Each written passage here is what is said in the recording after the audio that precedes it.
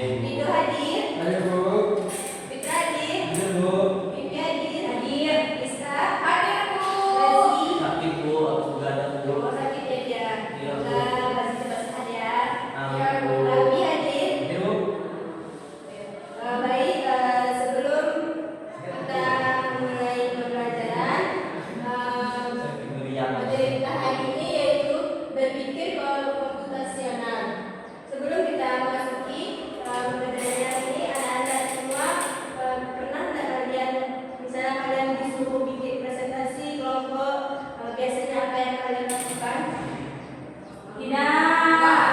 Tidak Ibu. Atau kalian merasa kesulitan dalam membuat kerja kelompoknya? Pernah Bu? Pernah, Bu. Pernah Bu. Baik Bu. Gimana contohnya? Framing-framingnya Bu. Nah di sini ada, yaitu berhubungan dengan materi kita hari ini. Nah tujuan pembelajaran kita hari ini yaitu siswa mampu memahami konsep dasar berpikir komputasional dalam menyelesaikan masalah.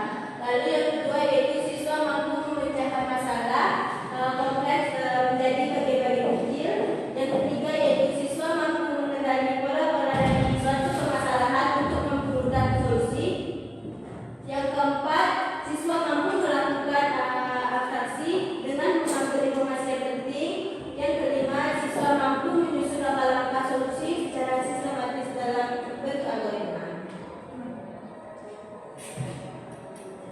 Nah, kita pertama yaitu ada yang tahu apa itu berpikir komputasional?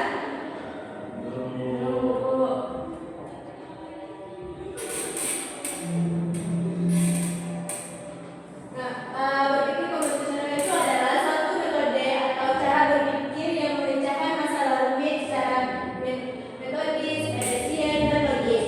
Mirip dengan cara seorang ilmuwan komputer membuat program. Itu adalah keterampilan dasar yang berguna untuk semua orang, bukan hanya untuk programmer.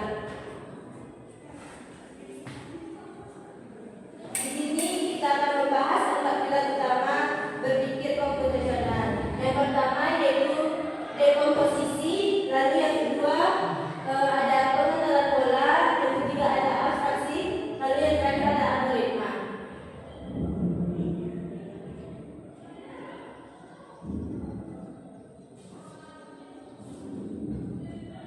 Baik, pembahasan pertama yaitu tentang dekomposisi, yaitu proses membagi masalah yang rumit dan besar menjadi komponen-komponen yang lebih kecil dan lebih mudah dikelola.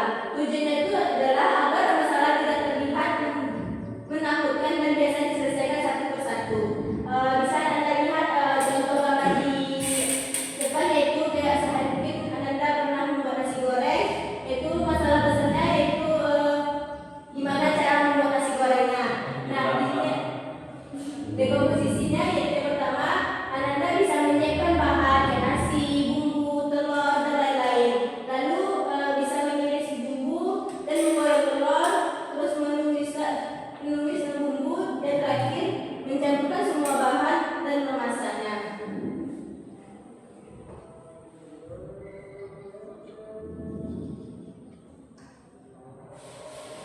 Yang kedua yaitu pengenalan pola. Bisa Anda lihat HP membacanya? Ada pimpinan dia pula. Tentang bola ada kemampuan untuk mengidentifikasi bola, tren atau paralel dalam data, tahu di antara masalah-masalah kecil yang telah dipecah. Baik, tujuannya sebelah. Kamu? Kasih. Oh saya Bu. Tujuannya membuat solusi menjadi lebih efisien. Jika kita menemukan pola, kita bisa menyelesaikan masalah serupa dengan cara yang sama. Nah, baik, di sini Anda bisa lihat contoh slide-nya yaitu saat ini salah ya, typo. Saat membuat mie goreng yaitu langkahnya sama kayak tadi, langkahnya itu menumis bumbu, memiliki kode yang sama. Panaskan minyak, lalu masukkan bumbu dan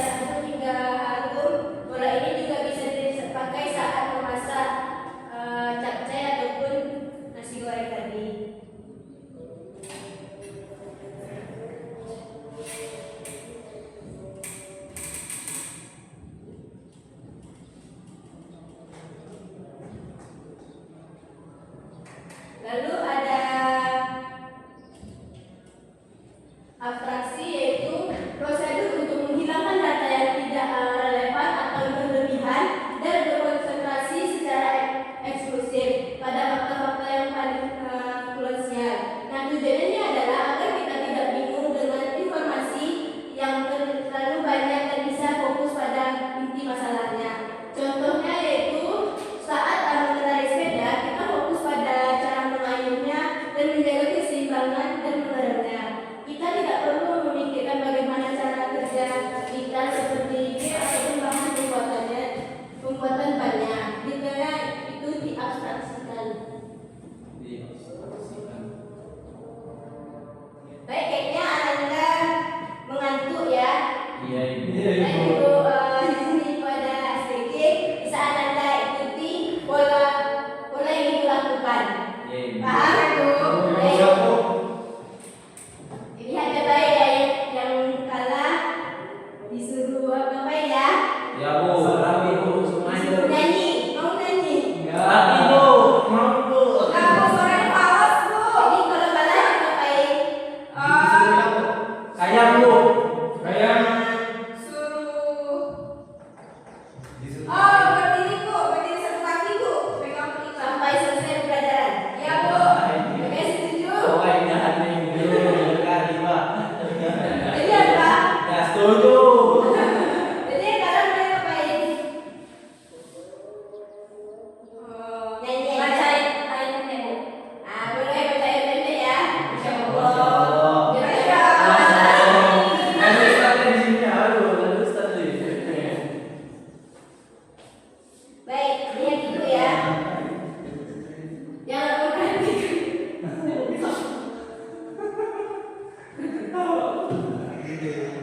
Ibu gurunya tahu dulu. Baik. Yang pertama, 1, 2, 3. 1, 2, 3. 1, 2, 3. Oke, lama dulu lah Bu. Apa tadi Bu? Oh, betul. Ini tadi ya. Kalau perhatikan. Gimana? Ya. Lihat dulu. Baik, 1, 2, 3. 1.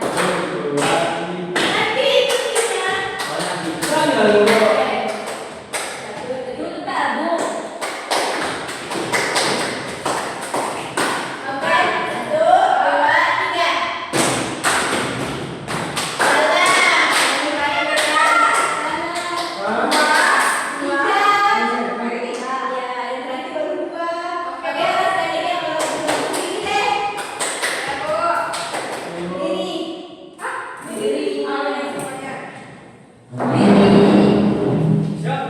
Udah berdiri nih. Siap, gerak. Perhatikan ya. Jago. Oh ya, 1, 2, 3.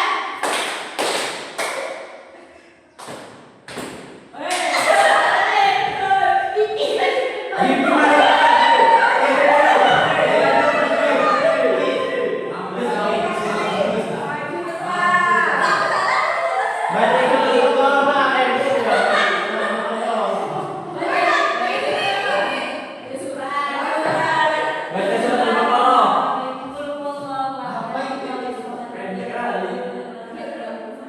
Oke. Disaksikan dia. Baik, kita lanjut ke materi selanjutnya yaitu algoritma. Bisa diskapain dulu? Algoritma, serangkaian langkah-langkah atau aturan yang jelas dan berurutan untuk menyelesaikan suatu masalah. Algoritma adalah hasil akhir dari 3 pilar sebelumnya. Ciri-cirinya, Bibi saja. Gak bisa. Ciri-cirinya, Bibi, Ciri algoritma yang baik pertama adalah urutan yang jelas, yang kedua tidak ambigu atau tidak memiliki arti ganda, dan yang terakhir pasti berhenti setelah masalah selesai. Oke, baik.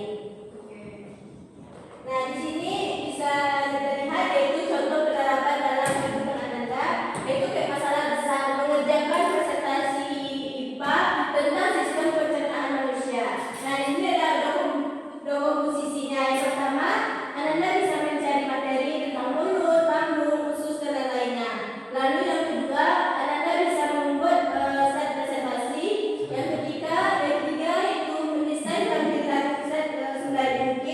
Yang keempat berlatih, presentasi, dan yang terakhir yaitu bisa membagi tugas setiap anggotanya. Nah, di sini ada dua yaitu abstraksi dan algoritma. Bisa Anda baca tolong? Abstraksi fokus pada fungsi utama seperti organ. Tidak perlu menghafal semua nama enzim yang terlalu detail untuk level SMP. Algoritma membuat jadwal kerja. Hari pertama, kumpul materi dan bagi tugas. Hari kedua, setiap anak membuat bagian slide-nya. Hari keempat, menggabungkan dan mendesain slide. Dan hari kelima, latihan presentasi bersama.